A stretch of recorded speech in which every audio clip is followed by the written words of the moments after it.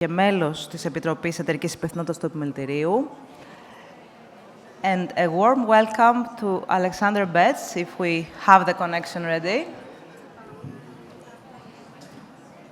Professor Alexander Betts, Professor of Forced Migration and International Affairs at William Golding Senior Fellow in Politics at Brasenose College, University of Oxford.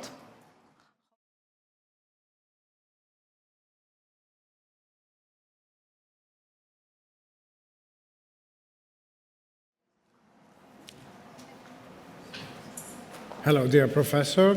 Welcome to this one-to-one discussion on economic growth through inclusion, reframing the refugee narrative.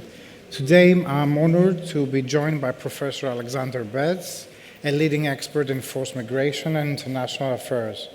Professor Betts' groundbreaking research has shed light on the economic potential of refugees and the ways in which inclusive policies can benefit both refugee population and host communities.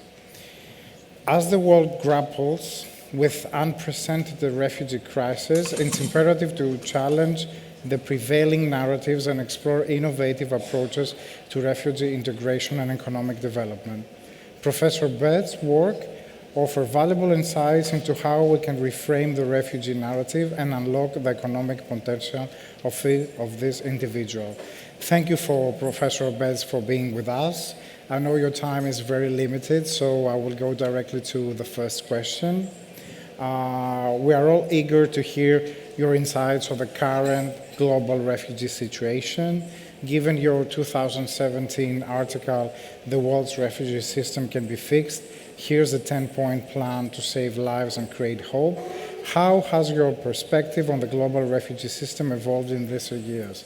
So after almost 10 years, have you observed any significant progress in addressing the challenges outlined in your article, or do the same issues persist? Thank you, Alcibiades. It's a great pleasure to join you for this conversation. I only wish I was in Athens to join you all. This is obviously a very important topic, and it's a decade now since we were at the peak of the so-called European refugee crisis in 2014, 2015. And Greece was really at the forefront of that moment as people came across the Aegean Sea, mainly from Syria, but also from other surrounding countries. And it's interesting to reflect back a decade on where we are, what's changed, what's continued. Around the world, we have more displaced people than at any time in record. There are probably about 140 million displaced people, displaced by conflict, authoritarian governments around the world, and of them, around 40 million are refugees, people fleeing a well-founded fear of persecution based on their race, religion, nationality, membership of a social group, or political opinion. Those 40 million are from a handful of really fragile countries like Syria, South Sudan, Ukraine, Afghanistan, Venezuela. And for the most part, they're hosted by low and middle income countries. About 80% of the world's refugees don't come to Europe or North America. They're hosted in immediate neighboring countries, in the regions they come from. But as we had 10 years ago, we still have large numbers of people who cross territorial water, try to reach Europe, avail themselves of smuggling networks, both because of desperation and because of the search for a better life.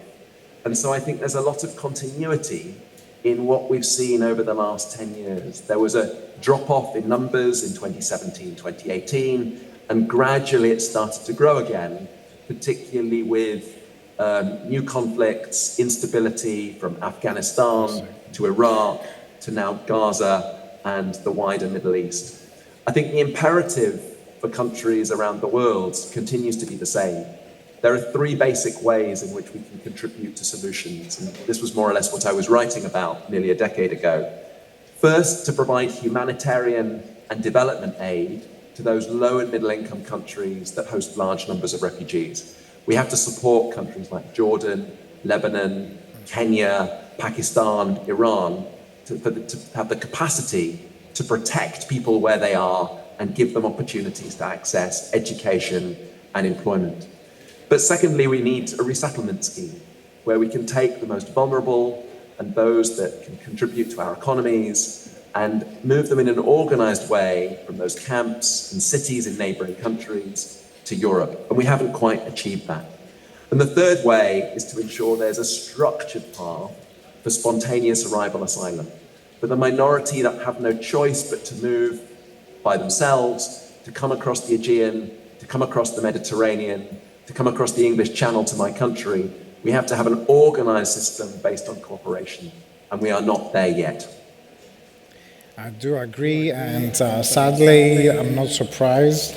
We will talk about Greece later in our conversation. Firstly, I want to ask you, given the historical context and political motivation behind Uganda's self-resilience policy for refugees, as explored in your research in a great extent, how we can evaluate the policy's effectiveness and its broader implication for refugee protection and integration.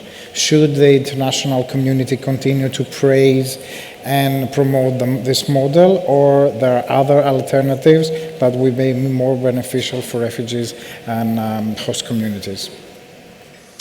I do research around the world on refugee situations, and one of the contexts where I've done a lot of work is Uganda. And Uganda is very interesting because it has in many ways a very positive set of refugee policies. It has had over the last decade between 1.5 million and 2 million refugees, huge numbers, larger than any country in Europe. But it gives refugees the right to work. It gives them significant freedom of movement. And in rural areas, it gives them plots of land where they can cultivate and grow crops. And understandably, Uganda has received a lot of praise for that self-reliance policy, allowing refugees to access jobs, education, set up businesses. It works. It leads to better outcomes for refugees than other neighboring countries like Kenya, where refugees have to stay in camps and can't work. But it's built on complex politics. Uganda is not a perfect democracy. It's in many ways a semi-authoritarian government. And the politics underlying its refugee policies are equally complicated. Supporting refugees allows them to attract international aid, get international legitimacy, and many refugees around the world are hosted by authoritarian governments.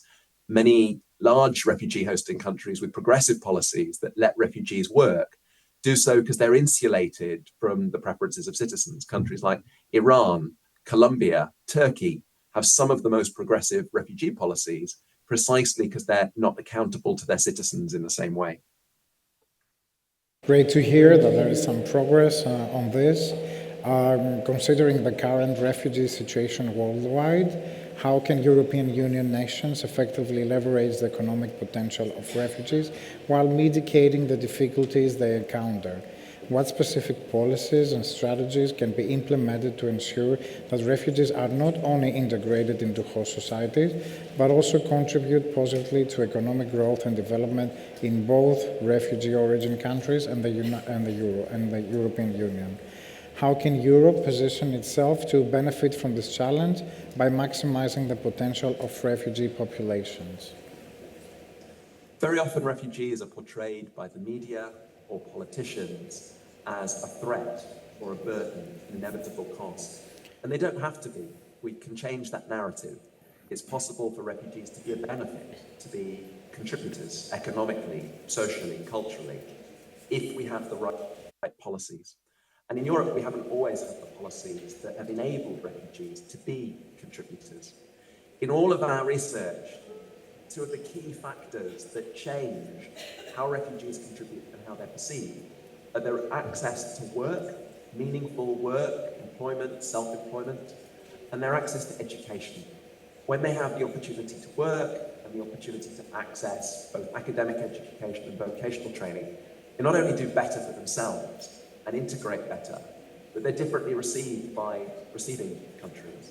So in Europe, we know that across the receiving population, across European populations, one of the things that makes the biggest difference to perception is whether refugees and asylum seekers can work and do work or not. If they're perceived as making an economically positive contribution, they're often much more welcome.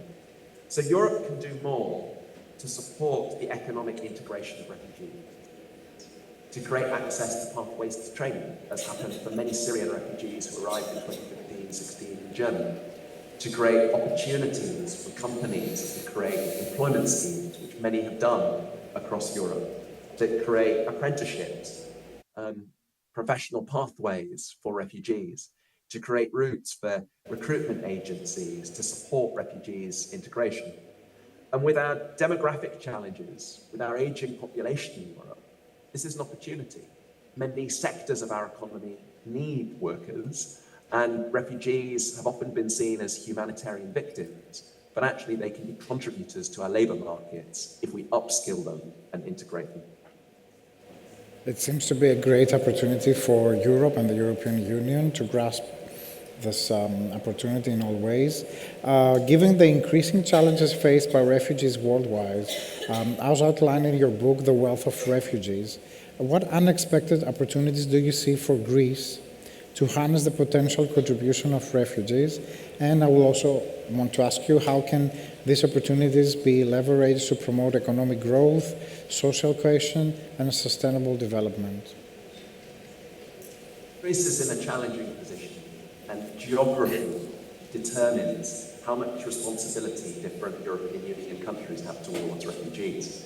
The common European asylum system has long had an inequality in it, insisting that the first countries of arrival, Greece, Italy, Cyprus, Malta, take responsibility for processing, assessing asylum claims, and then integrating refugees.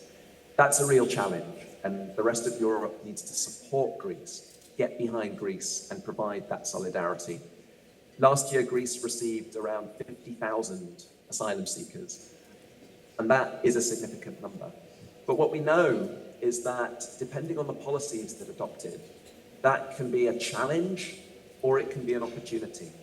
So research that's been done by a colleague of mine in Oxford, Elias Dinas, showed that actually exposure to large numbers of refugees on Greek islands during the refugee crisis contributed to the backlash by the far right and the rise in voting for Golden Dawn. But importantly, it wasn't inevitable. It took place in the context of weak public services, lack of access to employment, competition and conflict over jobs. And actually, what they highlight, and what has been highlighted in other research, is that when government and business ensure that these opportunities can be win-win, that public services and jobs target the areas that receive the largest numbers of refugees and asylum seekers, whether on islands or whether in large cities, Athens, Thessaloniki, elsewhere, that actually public perception changes and the opportunities for integration change. So what's really important is, from a government perspective, that there is the removal of bureaucratic barriers to asylum seekers' right to work. That ideally they wouldn't have to wait 6 months to get the right to work. Ideally, they would not only be able to access employment, but they would also be able to set up their own businesses. And it's important that the business community gets behind that, that it highlights that these are potential workers. There are people who are skilled and unskilled who have the potential to contribute to productivity. And if we have the right government interventions with the right training opportunities, labour market opportunities, and government collectively joins forces with business, we can hopefully change that narrative, and also with it, the public perception and the impact on anti-immigration politics that has been obviously very challenging in Greece. Thank you for helping us to see different perspectives on this issue. In light of Greece's significant refugee population, what are the most effective ways to measure the economic impact of refugee integration policies and programs, according to your opinion and your experience? How can we accurately capture both direct and indirect economic benefits, including sectors like agriculture, tourism, and labor markets? What specific metrics and data collection methods can be used to provide a comprehensive understanding of the economic impact of refugees integration in Greece? So in Oxford, I run a research program called the Refugee Economies Program. And a lot of what we try to do is to measure the positive economic impact that refugees have on receiving societies, and try to use that to then shape policy. That if we can show the conditions under which refugees have a positive impact, then we can change the narrative. I think there are broadly three ways in which we can measure that economic impact. The first is macroeconomic measures that look in aggregate at the impact of refugees on the labour market, on productivity, on particular sectors. Those macroeconomic measures are often imprecise. Most data shows the macroeconomic impact is actually very small. It may be very small, but it's usually positive, but it's negligible because the numbers are quite small. They're estimates. They rely upon aggregate data. How many refugees, what sectors, what level of employment, what's the tax base that they're receiving, what's the impact on social security and public spending. A lot of that's about taking measures that are recorded by government and using them to make macroeconomic estimates. The second level is the sort of microeconomic. It's the bottom up. And I've found in my work that this is often more reliable to try to do representative surveys of, for instance, the refugee populations, what percentage are working, what sectors are they working in, what skill levels do they have, how many of them are paying taxes, to also do surveys of immediate host communities. What are the perceptions of economic impact? To what extent do refugees represent an opportunity for small and medium-sized enterprises? Those types of techniques have been used by, for instance, the International Finance Corporation to measure the economic impact of refugees in camps across East Africa. And we use those microeconomic measures in our work. The third route is to do impact evaluations. And this is something that I'd encourage all parts of government, all NGOs, and all businesses working with refugees to do, which is whenever there's a particular intervention, an employment scheme for refugees, a training scheme for refugees, those schemes should either be evidence-based or evidence-generating, or both. Let's ensure that when we roll out a scheme for refugees, we record baseline data, we record midline data, we look at endline data. So we're not just trying things experimentally, but we're getting evidence about what works, what its effects are on refugees, what its effects are on businesses, and what opportunities it creates. So in terms of measurement, three broad ways: macroeconomic estimates, difficult, challenging, broad estimates, negligible impact. Microeconomic allows us more focus through surveys. Intervention-based studies allow us to look at the impact of particular approaches and programs. That's great. Thank you, Professor Betts, for being with us today. I hope with our conversation, we do reframe the refugee narrative and really unlocked the economic potential of these individuals. I will, on behalf of the CSR committee of AmCham, I really want to thank you again for being with us and share these valuable insights on your expertise. Thank you so much. Thank you for having me. And next time, I hope it will be in person in Athens. Definitely, definitely.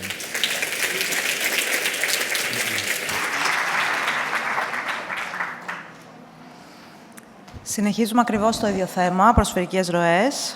Θα ήθελα για το επόμενο Fireside Chat να καλέσω την Έλληνα Κωνσταντίνου από τη δικηγορική εταιρεία Ζέπος και Ανόπουλος και μέλος της Επιτροπής Εταιρικής Υπευθυνότητας του Επιμελητηρίου, η οποία θα υποδεχθεί τη Miss Μαρία Κλάρα Μάρτιν, εκπρόσωπο της ΥΠΑ της Αρμοστίας του ΟΗΕ για τους πρόσφυγες στην Ελλάδα και στη συνέχεια τους καλεσμένους στο πάνελ. Thank you very much for the introduction, Cara, and it's really an honor for me to have you with us, Maria Clara, if I may. And I very much like the fact that we're following the discussion that Alkibiadis Yavaras just had with Professor Betts, because it's really important to make the link between the theory and the practice. So I couldn't have imagined for a best-suited person, because you come with 35 years experience on the ground, from Rwanda to Ecuador, to Belgium, to Switzerland, to Greece. You have been in Greece since 2021, correct? Yeah. And you have been the representative of the United Nations High Commission for the Refugees. Thank you very much for being with us today. We had a lovely discussion and very insightful discussion before coming here, and you were mentioning a few myths that needs to be debunked. I would like to start with the first one. Do refugees have choices? And do they have the choice to actually select where to go and whether these destinations are basically what we call the high countries, countries of high profile? We have two myths there. I mean, refugees have no choice to leave. They are fleeing conflict, they are fleeing war, they are fleeing human rights violations, they are fleeing persecution. So there's no choice. It's not like a migrant where they can decide they can go back. Think of Sudan, think of Beirut, think of Syria several years ago. And many times they don't have the luxury either to go to a passport office to get a passport, they don't have the time, or to get a visa. So many times they cross countries irregularly without the right documents because they don't have the time to get them and they are escaping to save their lives. So putting them in the category of illegal migrants is not it's not really productive in that way because countries have international obligations to protect people who are running to save their lives and whose countries cannot protect them. The problem is many people travel together with migrants as well, and this is where things get a bit complicated because there are no avenues in many cases for legal migration for migrants. So they use the asylum route. They ask for asylum thinking they can stay, and this is one of the problems that they have. So do deterrence measures work? Because this is what we have been hearing the past few years, actually, in Greece and unfortunately in many other European countries, especially recently with the measures that Germany took. Yeah. Look, we have to look at it in a different way. I mean, European countries talk about most refugees come to us, we're being invaded. I mean, talk about invasion. It's not right. 70% of refugees stay in countries close to home. They want to be close to home. Last year, Chad, a country of 17 million people, received 1.1 million Sudanese. Nobody's talking about an invasion because it's not adding to anything. You have still to help.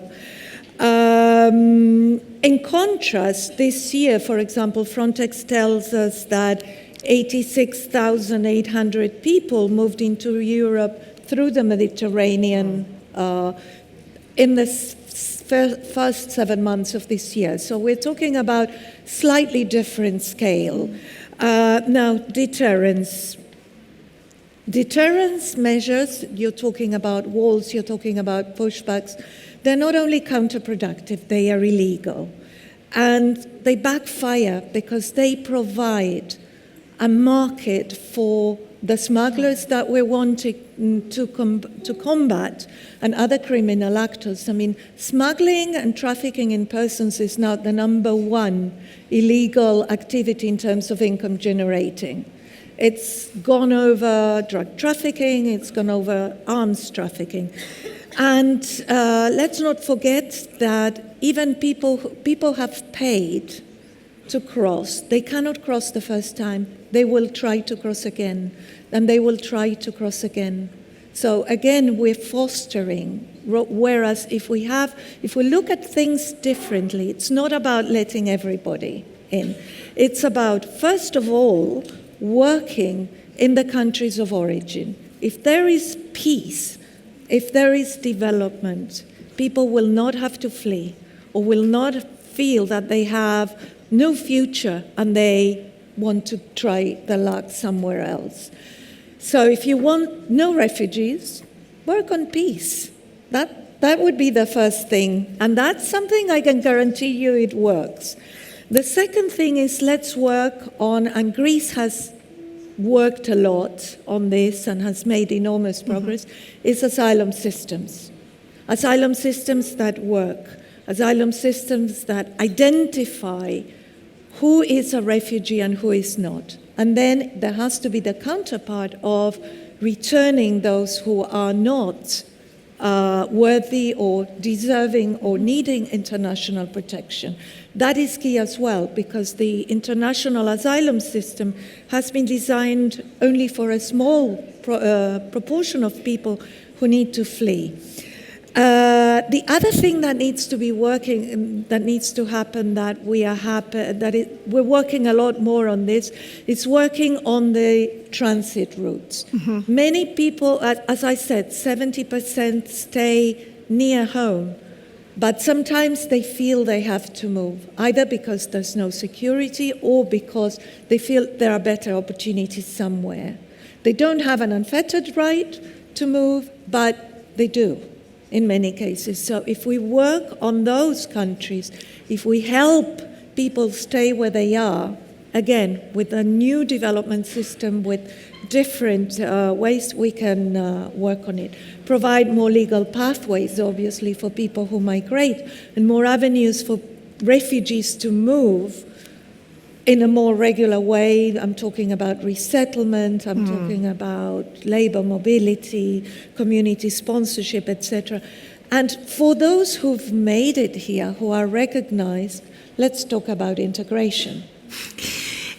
This is a very, now that you're reaching this point, there is a narrative that underpins the whole discussion around refugees, especially when we're talking about integration, and this is whether we're receiving the unskilled labor.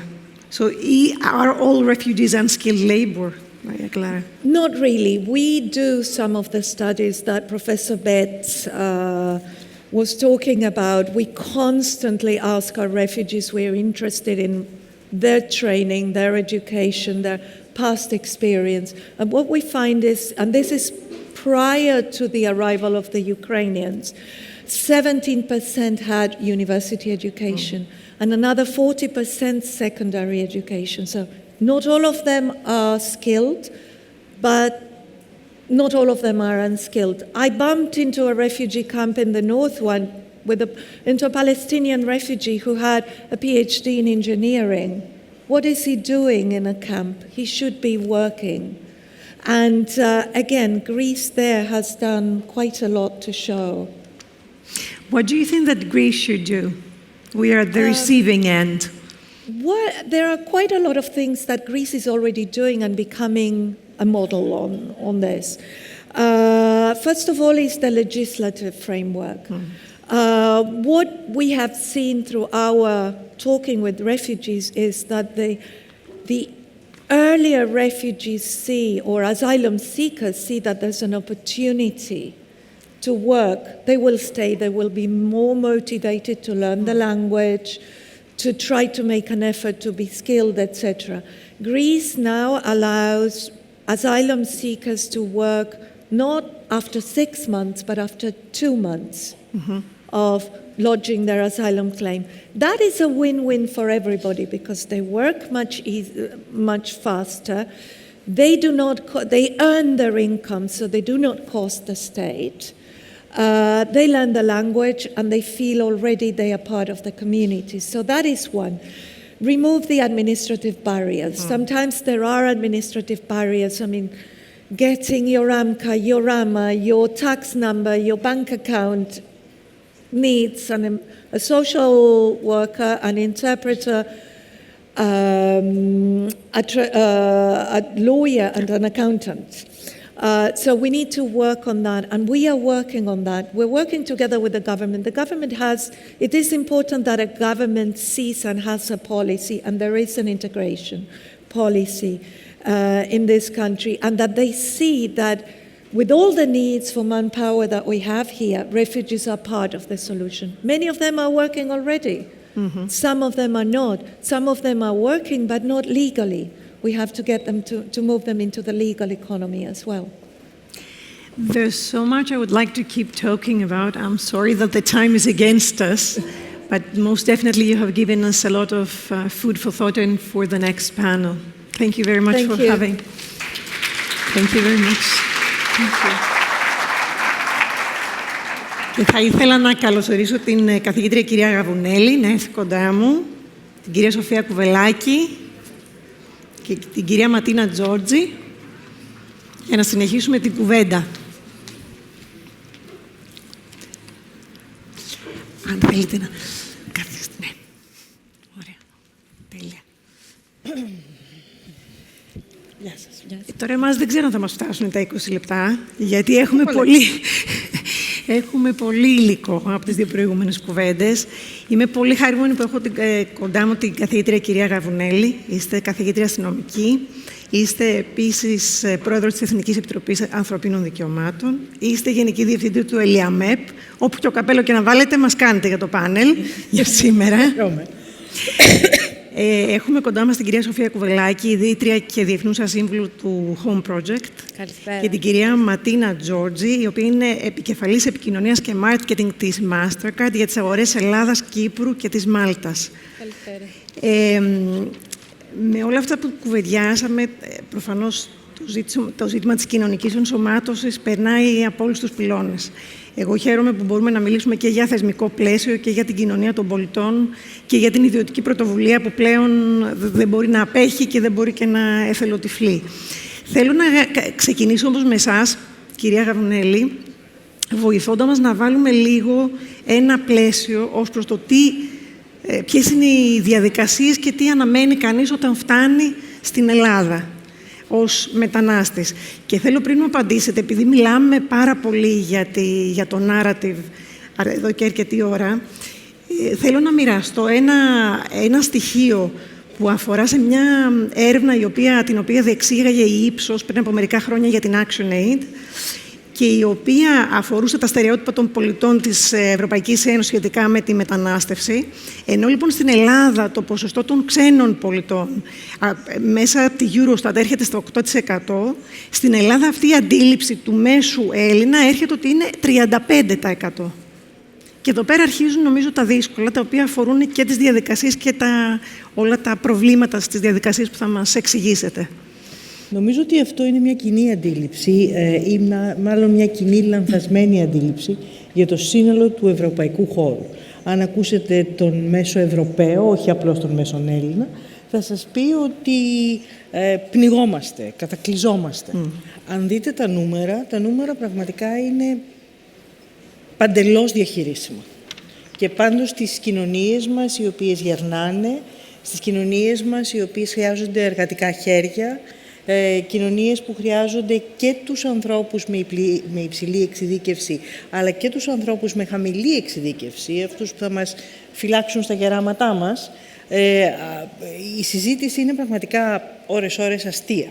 Είναι βεβαίως μια συζήτηση η οποία πηγαίνει στην καρδιά της καθημερινότητάς μας και πηγαίνει και στην καρδιά της ταυτεωτικής μας αντίληψης για τον εαυτό μας. Δηλαδή, βλέπετε όλες αυτές τις συζητήσεις που λένε η αντικατάσταση του πληθυσμού, έχουμε μία είσοδο η οποία μας κατακλείζει. Τίποτα από όλα αυτά. Μα τίποτα από όλα αυτά.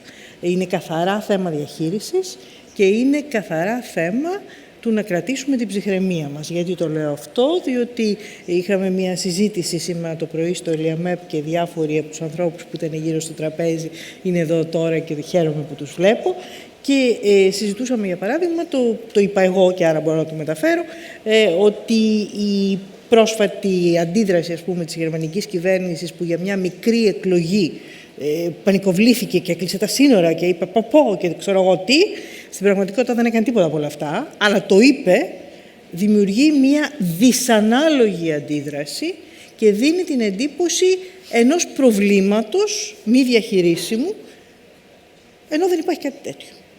Και είναι εκεί το σημαντικότερο πρόβλημα, νομίζω. Θέλω να μας βοηθήσετε λίγο με τις διαδικασίες και θέλω να σταθώ στις διαδικασίες και στο θεσμικό πλαίσιο, γιατί θέλω να καταλάβω, εφόσον τα νούμερα είναι διαχειρίσιμα, γιατί το κράτος ως λειτουργία δεν μπορεί να τα διαχειριστεί. Ποια είναι λοιπόν η διαδικασία όταν φτάνει ένας άνθρωπος και αιτείται χαρτιών? Γιατί έχουμε δύο βασικά προβλήματα. Ξαναλέω στην Ευρωπαϊκή Ένωση, όχι μόνο στην Ελλάδα. Πρώτα απ' όλα, αντιμετωπίσαμε το 2015 όντως αυξημένες προσφυγικές ροές. Είχαμε τότε τον πόλεμο στη Συρία. Σήμερα ζούμε ανάμεσα σε 2 ακόμα πολέμους, σας υπενθυμίζω, στην Ουκρανία, και εκεί εντοπίσαμε το σύστημα και το διαχειριστήκαμε εξαιρετικά. Είδατε καμιά συζήτηση για Ουκρανούς μετανάστες? Είδατε τι ωραία που έγινε, Ουκρανούς πρόσφυγες κατά βάση, διότι οι άνθρωποι έφυγαν για τον πόλεμο. Σήμερα έχουμε επίσης έναν πόλεμο στη Γάζα, στο Ισραήλ, στη Μέση Ανατολή, στο Λίβανο. Η Κύπρος ήδη κατακλείζεται και ελπίζουμε ότι δεν θα διαλυθεί το σύμπαν, διότι αυτό θα σημαίνει ότι αυτούς τους ανθρώπους θα τους δούμε στην επόμενη βάρκα για την Ελλάδα. Έχουμε επίσης μία αγωνία για το τι συμβαίνει στην Αφρική.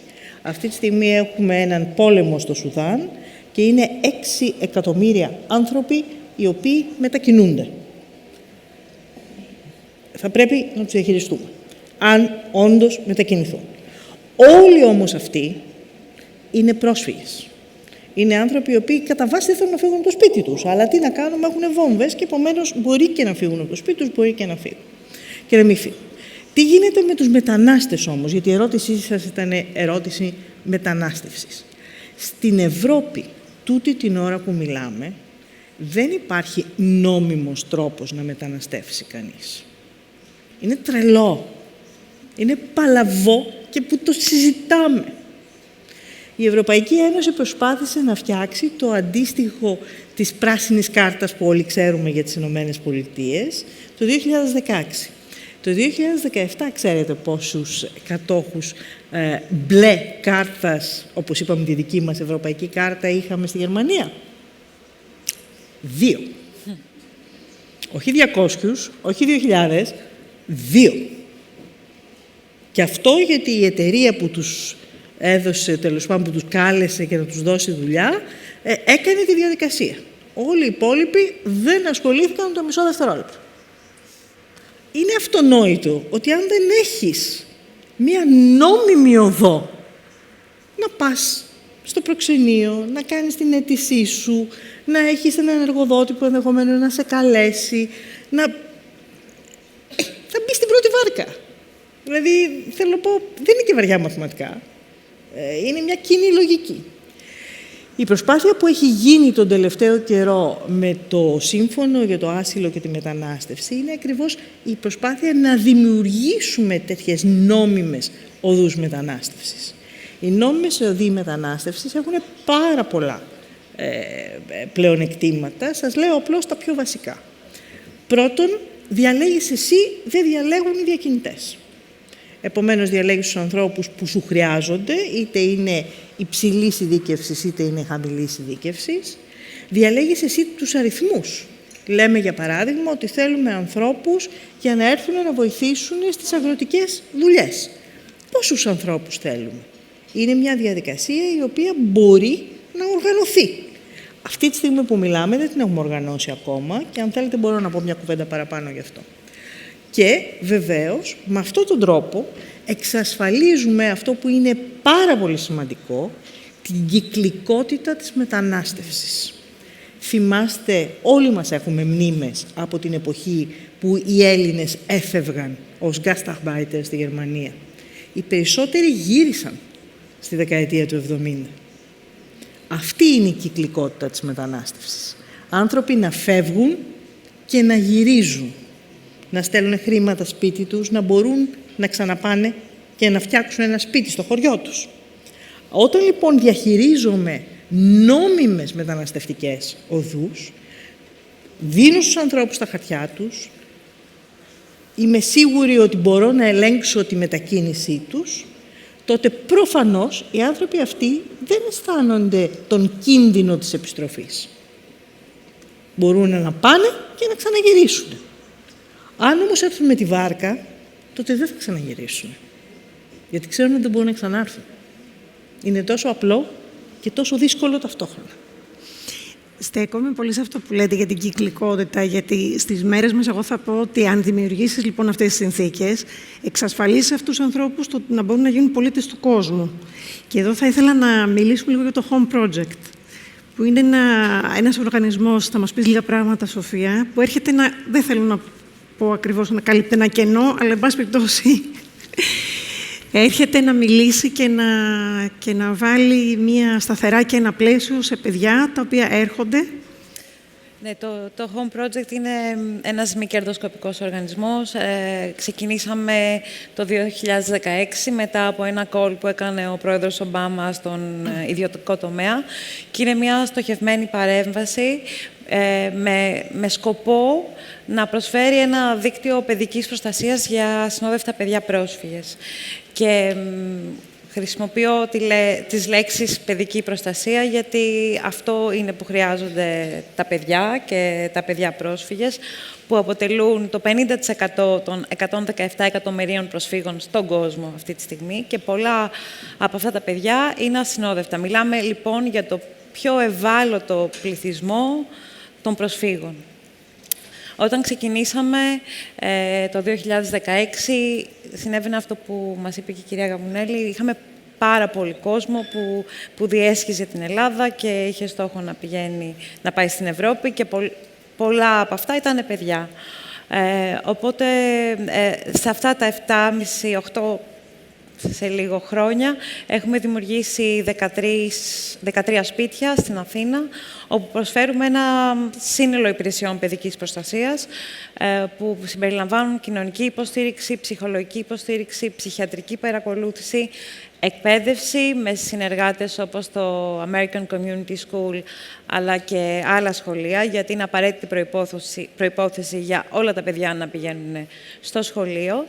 Νομική υποστήριξη για αιτήσεις ασύλου και οικογενειακές επανενώσεις, με τελικό στόχο την κοινωνική ένταξη αυτών των παιδιών, είτε στην Ελλάδα, αν κάνουν αίτηση ασύλου εδώ, είτε σε κάποια άλλη ευρωπαϊκή χώρα, όπου μέσω της νομικής μας υπηρεσίας εντοπίζουμε την οικογένεια και τους συγγενείς και τους επανενώνουμε. Αυτά τα παιδιά, Ελίνα, για να απαντήσω στην ερώτησή σου, αποτελούν βασικό και απαραίτητο εργαλείο, αν θέλουμε, και για την Ελλάδα, αλλά και για την Ευρώπη, γιατί ξέρουμε ότι μέχρι το 2050 χρειαζόμαστε γύρω στα 50 εκατομμύρια εργατικά χέρια για να καλύψουμε τη δημογραφική κρίση που υπάρχει στην Ελλάδα, αλλά και στην Ευρώπη. Οπότε είναι πολύ σημαντικό να μιλήσουμε με νούμερα, όσο και βαρετό αν είναι μερικές φορές, για να βάλουμε τα πράγματα στις πραγματικές τους διαστάσεις. Οπότε χρειαζόμαστε 50 εκατομμύρια ανθρώπους μέχρι το 2050 και αυτή τη στιγμή κλείνουμε τα σύνορα, σπρώχνουμε πίσω τον κόσμο που αναπόφευκτα θα έρχεται. Δηλαδή, οι προσφυγικές ροές είναι σαν το νερό, γιατί αυτοί οι άνθρωποι δεν έχουν άλλη επιλογή. Θα θέλανε να μείνουν στο σπίτι τους, δεν έχουν άλλη επιλογή και έρχονται. Οπότε, αν κλείνουμε τις οδούς νόμιμα, αυτό που καταφέρνουμε είναι να ανοίγουμε παράνομες οδούς. Εδώ βέβαια θέλω να επανέλθω σε εσάς, κυρία Γαβουνέλη, που μου είχατε με πολύ ενδιαφέρον είχα σταθεί στο ότι μου είχατε πει έχουμε και την καυκική κατάσταση να αιτούνται άνθρωποι ασύλου ή χαρτιών και να φτάνουν να παίρνουν άδεια, παραδείγματος χάρη, η οποία έχει ήδη λήξει. Εκεί είναι που η συζήτηση την οποία υπενήχθηκα προηγουμένως για τον τρόπο με τον οποίο λειτουργούν οι δομές μας. Δεν έχουμε ακόμα φτιάξει τις σωστές δομές για να λειτουργούν με ταχύτητα, έτσι ώστε να μπορούν να υποδεχθούν αυτούς τους νέους μετανάστες. Τι λέμε, για παράδειγμα, τούτη την ώρα? Λέμε ότι θέλουμε αγροτικούς εργάτες. Θέλουμε λοιπόν να πάρουν βίζα στην Αίγυπτο, στην Ινδία, στον Μπαγκλαντές. Το προξενείο του Καΐρου έκανε 2 χρόνια για να δώσει βίζα για τους εργάτες που θα ερχόντουσαν να μαζέψουν τις πρασινές ελιές. Είναι πρόδειλο ότι μέχρι να έρθουν αυτοί οι άνθρωποι θα μαζέψουν μάλλον τις ελιές του χρόνου. Τα νούμερα είναι διαφορετικά, η δουλειά είναι διαφορετική. Επομένως πρέπει να κινηθούμε με ταχύτητα. Τούτη την ώρα συζητάμε για μετακίνηση ανθρώπων από την Ινδία επί τη βάση μιας διμερούς συμφωνίας ανάμεσα στην Ελλάδα και στην Ινδία, αλλά έχουμε ακριβώς έναν υπάλληλο στην πρεσβεία μας στο Νέο Δελχή.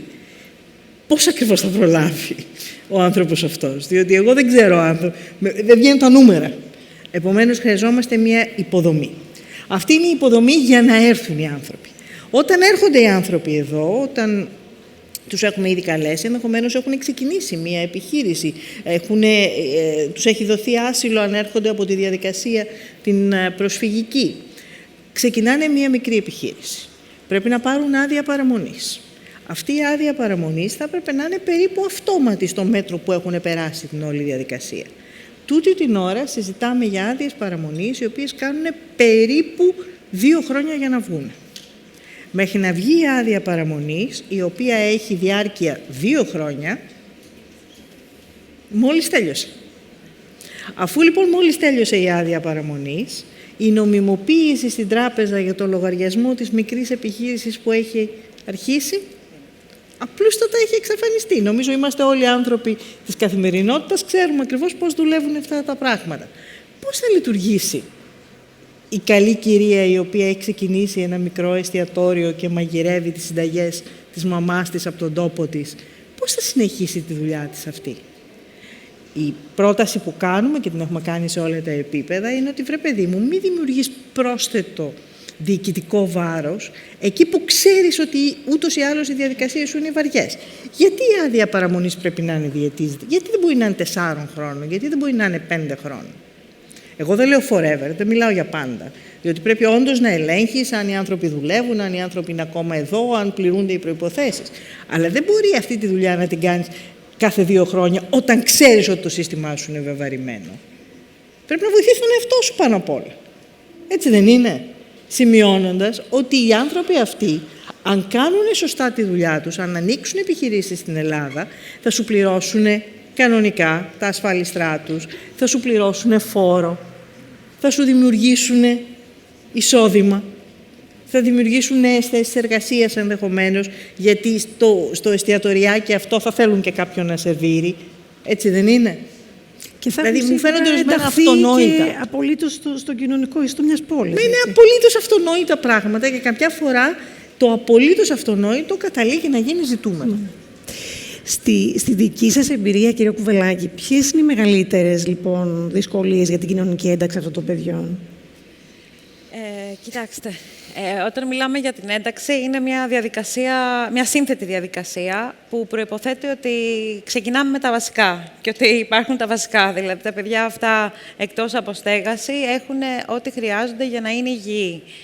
Και σωματικά, αλλά και ψυχολογικά και ψυχιατρικά, γιατί αυτά τα παιδιά έχουν περάσει πάρα πολύ μεγάλες δυσκολίες και πολλά τραύματα και στο σπίτι τους, στις χώρες καταγωγής τους, δηλαδή γιατί φύγαν από πόλεμο, και κατά τη διάρκεια της διαδρομής και πολύ συχνά στην Τουρκία και αφού έχουν φτάσει στην Ελλάδα. Θα σας πω μόνο ένα παράδειγμα. Η διαδικασία ακούσιας νοσηλείας για ένα ασυνόδευτο παιδί πρόσφυγα προϋποθέτει ότι εμείς, σαν ξενώνας ασυνόδευτων ανηλίκων, θα πάρουμε τηλέφωνο την αστυνομία για να έρθει με περιπολικό, να πάει το παιδί με τον κοινωνικό λειτουργό και τον ψυχολόγο και τον δικηγόρο, που αυτό κάνουμε εμείς. Θα φτάσουμε στο αστυνομικό τμήμα, θα περιμένουμε εκεί την εντολή του εισαγγελέα ανηλίκων, που αυτό μπορεί να πάρει 8 με 10 ώρες. Πολύ συχνά, σε αυτές τις 8 με 10 ώρες, είμαστε θύματα ρατσιστικών επιθέσεων. Είδατε τι έγινε πριν από 2 εβδομάδες σε ξενώνα στα Σεπόλια, και η αστυνομία, αντί να συλλάβει τους θύτες, συνέλαβε τα θύματα, δηλαδή τα παιδιά, που ήταν 6 παιδιά από την Αίγυπτο. Οπότε, μέχρι να δώσει λοιπόν την εντολή, εμείς περιμένουμε, και αφού φτάσουμε στο Πέδον, το οποίο έχει 10 κλίνες για παιδιά όλης της Αθήνας, ή δεν βρίσκουν ενεργή ψυχοπαθολογία, ή μας λένε ότι το παιδί, ότι δεν υπάρχει χώρος. Αυτό είναι το ένα. Το δεύτερο και το πολύ βασικό είναι η εκπαίδευση. Όταν αυτή τη στιγμή έχει ξεκινήσει η σχολική χρονιά και δεν υπάρχουν τάξεις υποδοχής, ή έχουν μειωθεί στο 30% οι θέσεις στην Αττική, άρα για να βρούμε θέση σε ένα παιδί που μένει, ας πούμε, στην Κυψέλη και μας δίνουν θέση 1 ώρα μακριά στη Μεταμόρφωση, πώς ακριβώς μιλάμε για ένταξη, αν δεν υπάρχει εκπαίδευση, αν το παιδί αυτό δεν μπορεί να μάθει ελληνικά? Εμείς λοιπόν έχουμε δει στο Home Project, και αυτό που προσπαθούμε να κάνουμε είναι να φτάσουμε τα παιδιά σε ένα σημείο που να έχουν ίση πρόσβαση σε ευκαιρίες. Αν δεν μπορεί να γίνει αυτό, μέσα από τις θεσμικές διαδικασίες και δομές δεν μπορούμε να μιλάμε για ένταξη. Γιατί ένα παιδί που φτάνει τώρα στα 16, σας λέω, που φτάνουν και σε πιο μικρή ηλικία, αν δεν μάθει ελληνικά, αν δεν είναι υγιής, πώς θα μπορέσει να έχει πρόσβαση σε αυτές τις υπηρεσίες και σε ευκαιρίες. Και μετά να πάμε σε όλο το κομμάτι του ασύλου. Αυτά τα παιδιά δεν παίρνουν άσυλο αυτόματα. Είναι μια πολύ μεγάλη διαδικασία και πολλές φορές καθυστερεί και μετά τα 18 που εκεί χάνουν την ευκαιρία να έχουν άσυλο. Άρα βρισκόμαστε στο παράδοξο αυτή τη στιγμή να έχουμε παιδιά, νέους που έχουν περάσει τα 18 και έχουν εργασία και επειδή το άσυλό τους απορρίπτεται σε πρώτο βαθμό, ας πούμε, οι εργοδότες, που πολύ συχνά μπορεί να είμαστε κι εμείς, γιατί φροντίζουμε 50% του προσωπικού μας να είναι παιδιά που έχουν αποφοιτήσει, ας πούμε, από το Home Project, να πρέπει να τους απολύσουμε. Και εδώ μιλάμε για ένα πρόβλημα που μπορεί πολύ εύκολα να λύσει και το ελληνικό κράτος και ακόμα και ο ιδιωτικός τομέας από μόνος του. Γιατί μιλάμε για 2.000 παιδιά στην Ελλάδα. Δεν μιλάμε ούτε για 200.000, ούτε για 2 εκατομμύρια. Οπότε είναι σημαντικό να καταλάβουμε ότι αυτό είναι ένα πρόβλημα το οποίο μπορεί να λυθεί. Και πολύ συχνά ο ιδιωτικός τομέας μπορεί να παίξει κομβικό ρόλο.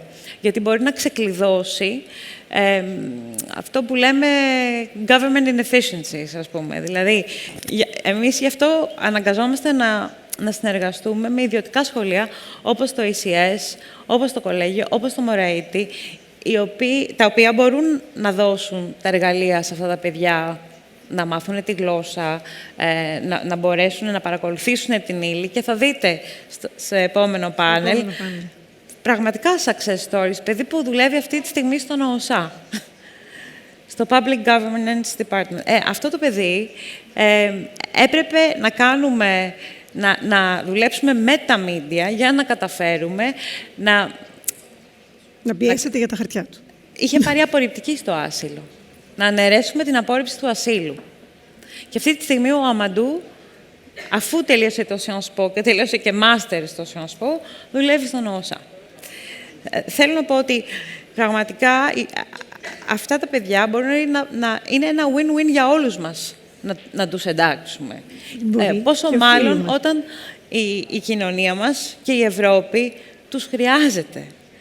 Οπότε είναι πολύ σημαντικό λίγο να σπάσουμε τα fake news, τους μύθους, τις λάθος πληροφορίες, στα οποία βασίζεται η ακροδεξιά, αν θέλετε, και παίζει με το φόβο όλων μας, το φόβο του αγνώστου, της απειλής, όταν η πραγματικότητα είναι πολύ διαφορετική. Και επανέρχομαι στον ιδιωτικό τομέα που μπορεί να δώσει παραδείγματα και να ηγηθεί σε αυτό. Μου δίνετε πολύ ωραία πάσα για τον ιδιωτικό τομέα, γιατί νομίζω ότι προφανώς και πρέπει να αναλάβουμε και εμείς τις ευθύνες μας, προφανώς. Μιλάμε για τη συμπερίληψη πολύ τα τελευταία χρόνια, κυρία Τζόρτζη, αλλά νομίζω ότι εξαντλείται στην ενδυνάμωση των γυναικών, στην εκπροσώπηση στα διοικητικά συμβούλια, η πολιτισμικότητα, πολυπολιτισμικότητα μάλλον. Πόσο σημαντική είναι σε αυτό που λέμε diversity, σε ένα επαγγελματικό corporate περιβάλλον? Αρχικά να σας ευχαριστήσω για την πρόσκληση σήμερα να βρίσκομαι σε αυτό το συνέδριο που κάθε χρόνο αναδεικνύει τόσο σημαντικά κοινωνικά ζητήματα και πάει και πράγματι κατάφερε σήμερα να μας εμπνεύσεις και όλοι όσα έχουμε ακούσει σήμερα. Επανέρχομαι λοιπόν στην ερώτησή σου, Ελίνα, για το cultural diversity και επιβεβαιώνω ότι δεν μπορεί να λείπει από καμία εταιρεία. Στη Mastercard η διαφορετικότητα και η ποικιλομορφία είναι στη φιλοσοφία μας, είναι στο DNA μας, γιατί ως ένας πολυεθνικός οργανισμός καθημερινά προσπαθούμε να δημιουργήσουμε προϊόντα τεχνολογίας καινοτόμα που αφορούν όλους τους ανθρώπους και να δημιουργήσουμε πρωτοβουλίες που να έχουν έναν αντίκτυπο στην κοινωνία. Οπότε, γυρνώντας στον όρο του cultural diversity, όπως είπες, δεν έχει μόνο να κάνει με το φύλο, με την ηλικία, αλλά έχει να κάνει με το κοινωνικό υπόβαθρο, με τις διαφορετικές θρησκείες, τη διαφορετική φιλοσοφία και ούτω καθεξής. Οπότε, στη Mastercard προσπαθούμε και δημιουργούμε για διαφορετικές ομάδες ανθρώπων πρωτοβουλίες και να είναι μια σειρά δράσεων που αγκαλιάζει τη στρατηγική μας. Για παράδειγμα, δίνουμε πολύ έμφαση στη γυναική ενδυνάμωση με την πρωτοβουλία Live a Legacy. Είναι μια πρωτοβουλία που συνοδεύει σε όλα τα στάδια της επαγγελματικής καριέρας τις γυναίκες, είτε από μικρότερες ηλικίες είτε από μεγαλύτερες. Και ξετυλίγεται τα τελευταία 6 χρόνια και κάθε χρόνο εμπλουτίζεται και περισσότερο.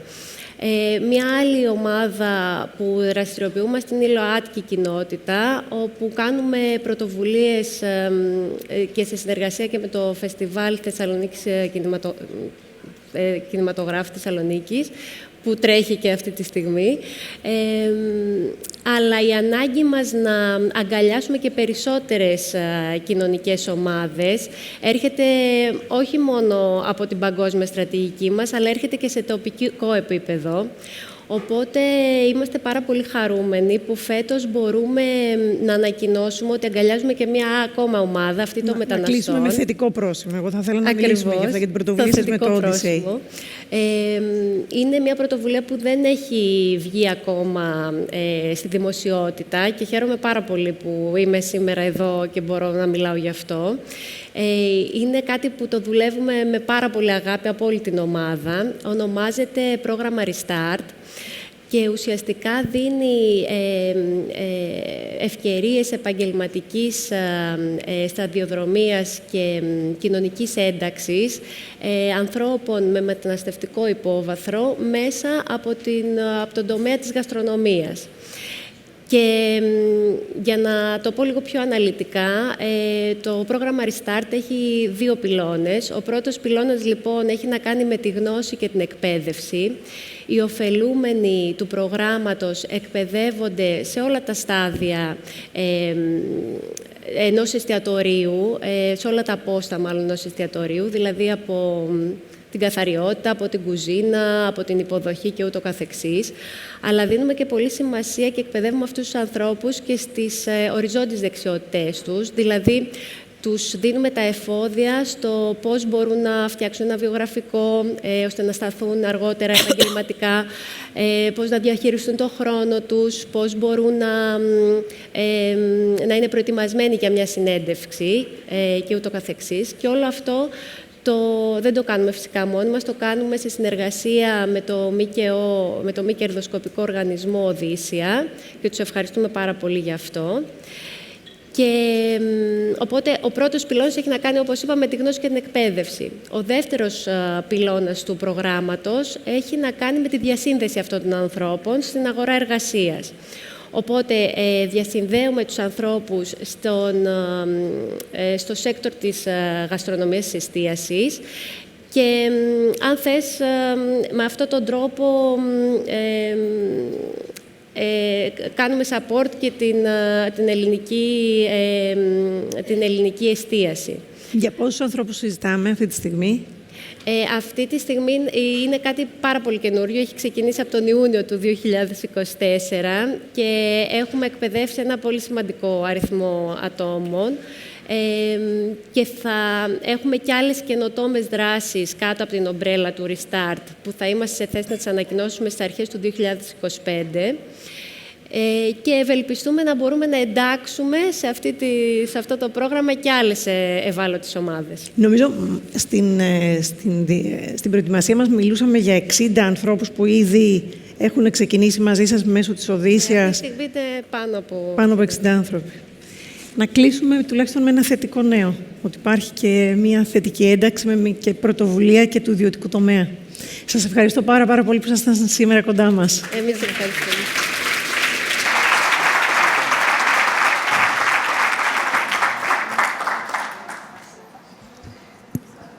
Ευχαριστούμε πολύ. Προχωράμε στο τελευταίο πάνελ. Θέλω να κάνω ένα σύντομο πρόλογο και θα καταλήξω στο λόγο του Πάκη, γιατί είμαστε σήμερα εδώ. Πολλές φορές στο πλαίσιο των συζητήσεων μεταξύ επιχειρήσεων, πάντα καταλήγουμε κάπως στο γιατί οι επιχειρήσεις να ασχοληθούν με αυτά τα θέματα, είτε μιλάμε για τις προσφυγικές ροές, είτε μιλάμε για τη βιοποικιλότητα, την κλιματική αλλαγή, τις φυσικές καταστροφές από την κλιματική αλλαγή. Και πάντα κάπου η κουβέντα γυρνάει γύρω από το ωραία και πού είναι η δική μας η ευθύνη, πού τελειώνει αυτό που μας ζητάει το κανονιστικό πλαίσιο, πού αρχίζει κάτι άλλο, ποιο είναι το business case, γιατί να ενδιαφερθώ και πού τελικά εκτείνεται αυτή η ευθύνη στις δραστηριότητες μιας εταιρείας, στην εφηδιαστική αλυσίδα και σε αυτό που συμβαίνει από τη χρήση των προϊόντων και των υπηρεσιών. Και πάντα είναι μια δύσκολη και άβολη κουβέντα. Μου έχουν τύχει μέσα στα χρόνια πολλά περίεργα σκηνικά, με ένα έτσι, ιδιαίτερα χαρακτηριστικό σε μια κουβέντα γύρω από το Net Zero και με υψηλά στελέχη μιας μεγάλης εταιρείας και τους στόχους γύρω από το 2030 και 50, να πει ένας κύριος «Και εμένα τι με νοιάζει, το 50 θα έχω πεθάνει». Άβολη στιγμή. Καταλήγουμε προφανώς όλοι στη σκέψη «Ναι, αλλά κάποια παιδιά, τα δικά σου ή κάποιου άλλου, θα ζούνε». Ερχόμαστε λοιπόν στην επόμενη γενιά, σαν βασική απάντηση στο ποια είναι η ευθύνη των επιχειρήσεων τελικά. Είναι μόνο η συζήτηση από το αν είναι σύνομο, κανονιστικό πλαίσιο ή κάτι over and above αυτού, είναι τελικά η ευθύνη που έχουμε στην επόμενη γενιά. Και κλείνω με του Πάκη την αρχική, έτσι, το αρχικό position που έκανα, ότι θέλαμε με αυτό το συνέδριο να εμπνεύσουμε. Και επειδή τελικά και από την πλευρά της διοργάνωσης, αλλά κυρίως από την πλευρά τη δική σας, με την έννοια των θεατών αυτού του συνεδρίου, νομίζω ότι παραμένει να μας εμπνέει όλους η νέα γενιά. Το τελευταίο πάνελ εστιάζει εκεί. Έχουμε μαζί μας παιδιά τα οποία είναι μαθητές του ACS Athens και θελοντές τα τελευταία χρόνια στο Youth to Youth πρόγραμμα. Είναι ο Άλεξ και η Άβρα. Και έχουμε και αποφύτους του Youth to Youth και ασυνόδευτα παιδιά του Home Project. Είναι ο Μαλή και η Αμίν.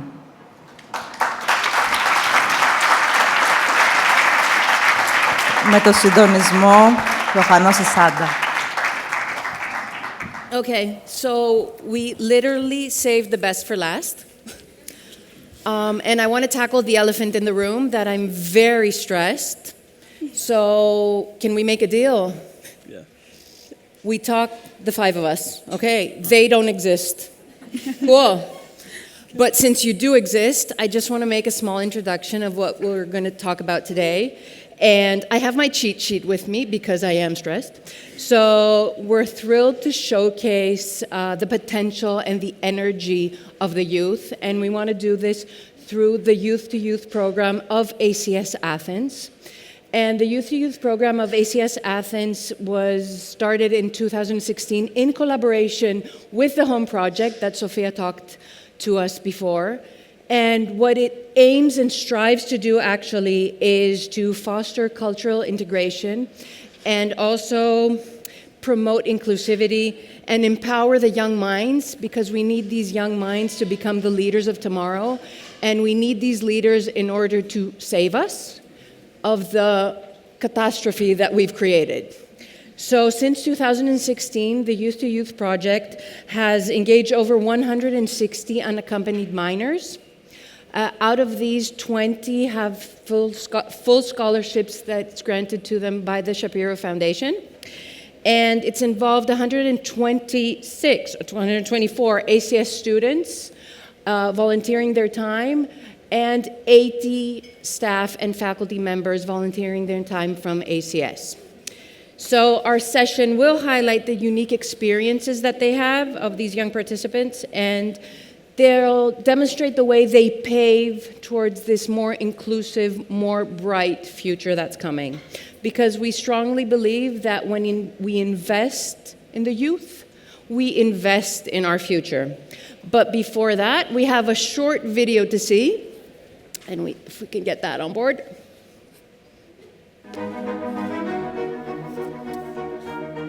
Hi everyone, my name is Fahima, but I go by Mahani.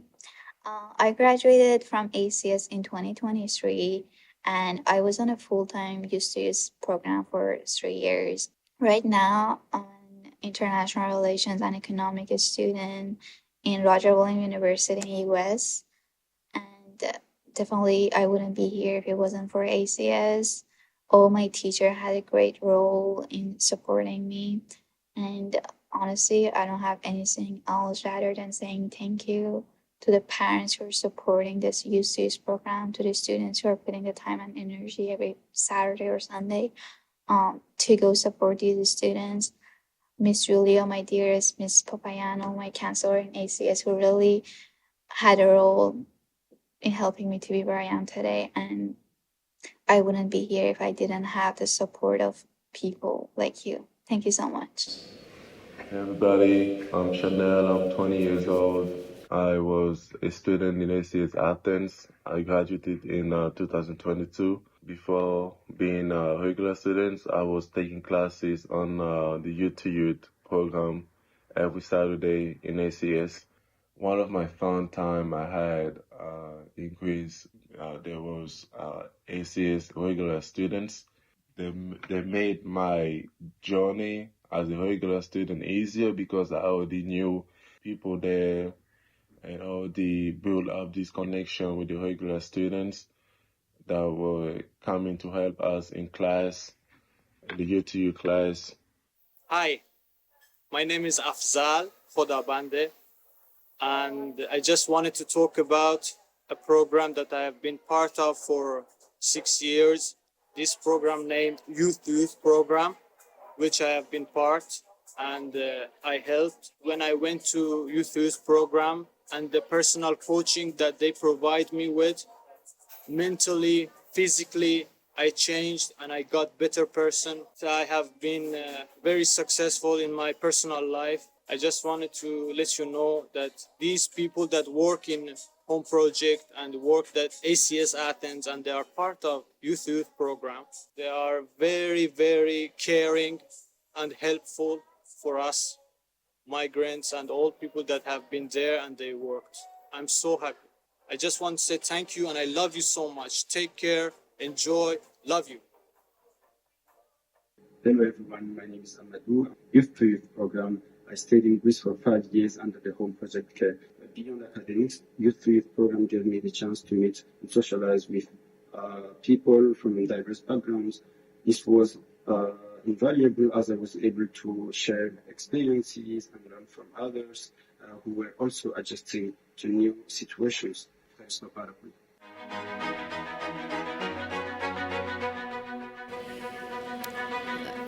Okay, so I'm joined on stage by Avra, Alex, Mali, and Amin. And now you don't all exist. So Alex, tell me, what motivated you to volunteer to the Youth to Youth program, and how did this experience change and impact you personally? Well, thank you. Apart from my drive to start something new, I actually knew Chanel, the man in the middle in the first half of the video, in 9th grade at the age of 14. I shared a class with him, and he was such a kind and humble man. And when he graduated, he actually got a basketball scholarship to a very prestigious American university. And when I discovered it was through Youth to Youth, I was just inspired to take part in this change, because he went from being in that class to a basketball player is very interesting to me. And upon my arrival to the Youth to Youth, helping English, it was a very enlightening experience, the students expressing the most sincerest of gratitude to me for doing something which I thought was very easy. It became very enjoyable. I really felt more elevated for something that seemed so small yet so big to them, and it was a very nice experience. Would you do it again? Definitely. Definitely.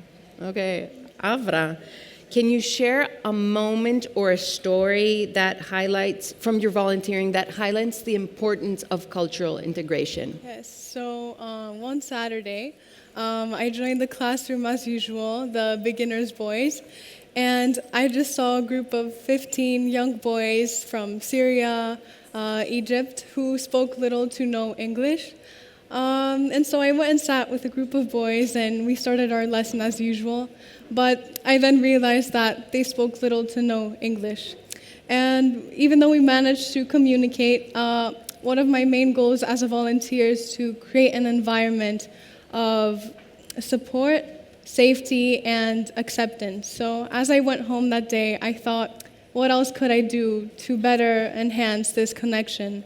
And I thought, why not learn Arabic and to create an even deeper connection with them?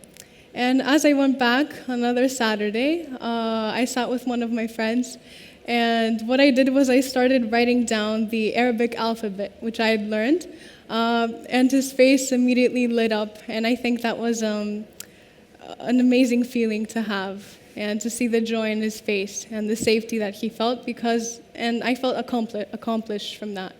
So well invested Saturdays. Yes. Yes. Like me, please. So Mali, how did participating in the Youth to Youth help you feel more integrated and accepted in your new community, your new environment? What came to you? Well, that was very challenging for me because when I came to Athens, I didn't know English. So I've learned it here. So Youth to Youth program helped me a lot to find myself, to grow, actually, to learn a lot about what I want to become, who I want to be in my life. And like the teachers, they were very helpful for me, the environment which I've been to. And the students who were participating in the Youth to Youth program, they were very helpful to me. So I think that wasn't very difficult for me to get used to the new environment. And you're one of the students that got the full scholarship, right? Yeah, in 2019. Okay, wonderful. Maya, mean. So tell me, what challenges did you face in your new journey? So the most, how to explain it? The most difficult part that I had passed is since once I arrived to Greece the first time, so that I didn't know any English, any Greek, anything. So I found the home project organization and I joined it. So they forced me to go to school, so I didn't know even what's the important thing about going to school and stuff like that. So with time I learned, and I joined the program Youth to Youth, and it helped me a lot. And did your peers help, the Youth to Youth students there? Did they help? Yeah, a lot, and they make me right now. I'm much better right now than before, because usually when I arrived in Greece, I used to be so lonely, and I didn't know English or Greek or anything. So right now, much better. I know Greek, I know English, and I have a lot of friends. So. And this summer you worked at ACS? Yeah, and I worked at ACS last summer, and now I'm working on a home project as a temperature, yeah. Wonderful. So one final question, whoever wants to pop up to it. So you exist again today, right? Right now. Okay, yeah. So they exist. So you have people from all around companies, like senior people. What can be done differently in order to strengthen cultural inclusion in Greece? What can we do? How can we help? What would you call out to them? So I think it's really important to think of that aspect of fear that comes with many people. And because many people fear of the unknown. And I think that if we eliminate that aspect of fear, new opportunities will be able to arise. And I think it's important to give more opportunities to the youth to participate in an initiative like this one. And if we do that, I think that the world will be a better place. I'd also like to emphasize that too, because today, having sit here, I've been enlightened by the research done by, for example, Professor Alexander Bates of Oxford University, who discussed, this is the first time I've ever hearing of such information, 50,000 asylum seekers from last year, and they were met in Greece, among other countries, with weak public services and lack of employment, which I feel like is not really said in the mainstream media, with other things too, like for example, the actual home project and the Youth to Youth. I mean, I follow Greek news very avidly, and regarding asylum seekers, not much news is on there, and it's usually in a negative connotation. So I feel like if the media portrays more efforts such as the ACS Youth to Youth, I feel like that could remove that bad connotation, because we here as the audience represent only a handful of the Greek population. We're the only ones who had the direct attention of speakers such as Professor Bates to be enlightened on such information. And I feel like if we spread that to the rest of the Greek population, it could really make a difference and remove the bad connotation with asylum seekers. So it remains in our hands to do our part of the journey. So as we wrap up today, I think we should celebrate the passion, the energy that we witnessed. I think you proved that when we come together, we can take down the barriers, break the barriers, and build a more inclusive world.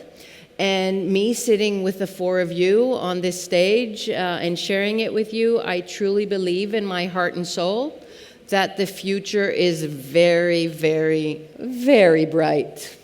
Thank you.